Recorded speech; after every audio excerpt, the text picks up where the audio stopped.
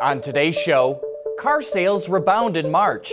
Small SUVs perform well in passenger-side small overlap crash tests. And where do designers find inspiration? All that and more coming right up on Autoline Daily.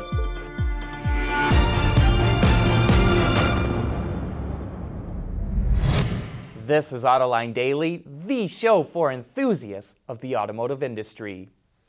Well, car sales have gotten off to a slow start to begin the year in the U.S., but they rebounded in March thanks to increased incentives and higher fleet sales.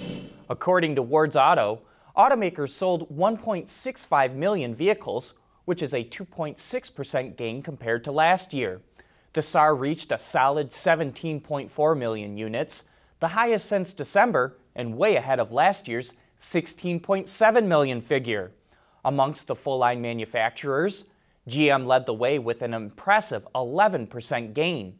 Yesterday, GM said it would stop reporting monthly sales stats, so I guess they wanted to end that practice on a high note. Ford and Toyota sales fell less than 1%, meaning both companies did lose market share in March. FCA sales shot up 10%, and despite a 7% drop, Nissan handily outsold Honda. Passenger car sales continued to tumble. They were down 12% in March, while the truck segment posted a 12% gain. That's a quick snapshot of March, but we'll have more sales analysis in the days to come. Yesterday, the EPA announced that current fuel economy standards need to be revised. And now another fuel mandate looks to be in its crosshairs. Reuters reports that the agency gave Endeavor, one of the nation's largest oil refiners, an exemption from the Renewable Fuel Standard, which mandates that refiners blend biofuels like ethanol into gasoline. The exemption is usually reserved for small oil refiners that would be hurt financially being forced to comply. Endeavor, which posted a net profit of $1.5 billion last year, is expected to save $50 million this year thanks to the exemption. The EPA has now received more exemption requests. Typically, it receives 12 to 15 a year, but that's now doubled. So proponents of the standard are worried that the EPA will use the waiver to help larger oil companies skirt the regulation. Automakers and suppliers are slow to snatch up permits for driverless cars in California. We'll explain coming up next.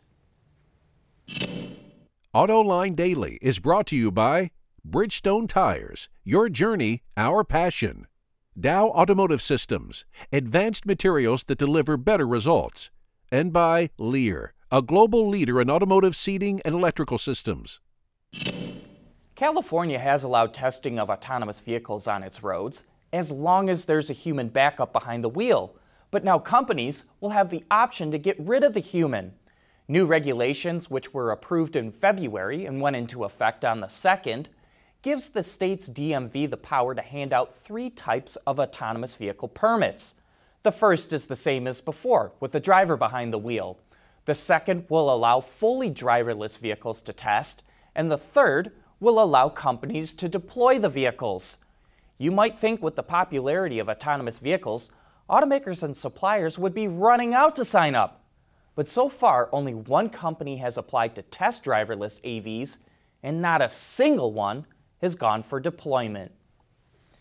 The Insurance Institute for Highway Safety, or IIHS, just last year began conducting its small overlap crash test on the passenger side of the vehicle. And the encouraging news is 5 of the 7 new small SUVs it tested received a good rating. Those include the BMW X1, Chevy Equinox, GMC Terrain, Jeep Compass, and Mitsubishi Outlander. On the flip side, the Outlander Sport received a marginal rating, while the Ford Escape was the only one to score a poor rating.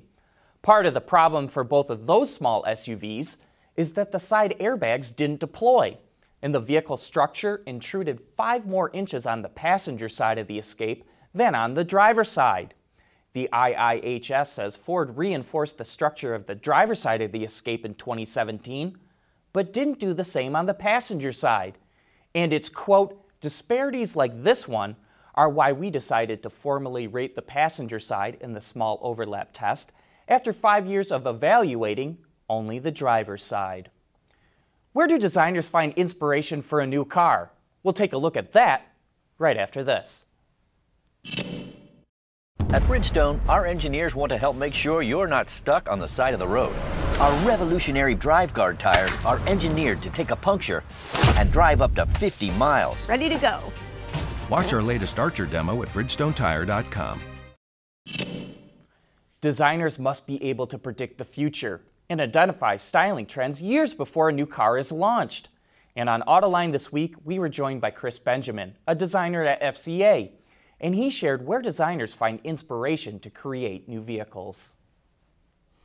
Geez, if I think about, the countries I've been to in this world and how different they all are and how different cultures are, those are the things that you don't take note of consciously, but as a creative person, your subconscious makes a note of everything you've experienced, and it sort of comes out, And sometimes in the oddest times, if I'm reviewing a sketch that one of my designers did and something will hit me, like the sketch reminds me of something else, and then we sort of start spitballing about how that can be developed, where else can it go.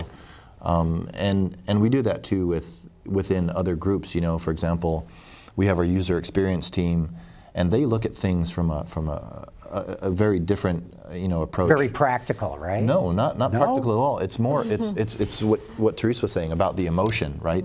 Because the experience of a vehicle is about evoking emotion in someone, especially if you think about cars as they reach higher and higher transaction prices, right? No one needs an $80,000 car, right? They want it, they desire it. And how do you create that desire in someone, right?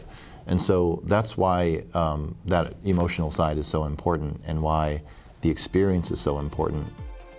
If you want to learn more about design, you can watch that entire discussion right now on our website, Autoline.tv, or you can find it on our YouTube channel.